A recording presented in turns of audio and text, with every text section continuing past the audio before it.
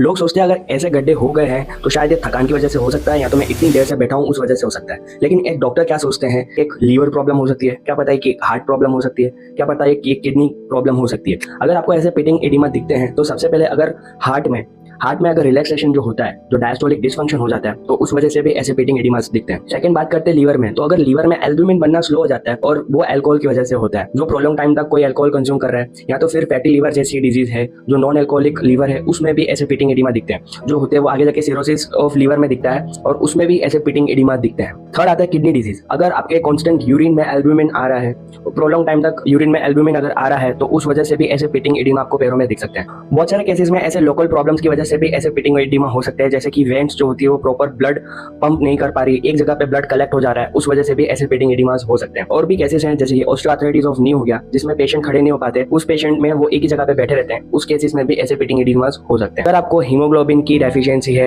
Protein का माल nutrition है, अगर आपके प्रिस्क्रिप्शन में ऐसी ड्रग्स हैं, वजह से भी ऐसे पेटिंग एडिमा हो सकते हैं, जैसे कि गाबापेंटिन, एम्लोडेपिन, ऐसी सारी ड्रग्स से आपको पेटिंग एडिमा हो सकता है। तो अगली बार आपको ऐसे कोई पेटिंग एडिमास दिखे, ऐसे गड्ढे दिखते हैं, तो ये सिर्फ थकान की वजह से नहीं है, आपको प्रॉपर डायग्नोसिस लेना बहुत ज्यादा जरूरी है। थैंक यू एंड फॉलो कर लेना इस पेज को ऐसी सारी हेल्थ रिलेटेड इन्फॉर्मेशन के लिए।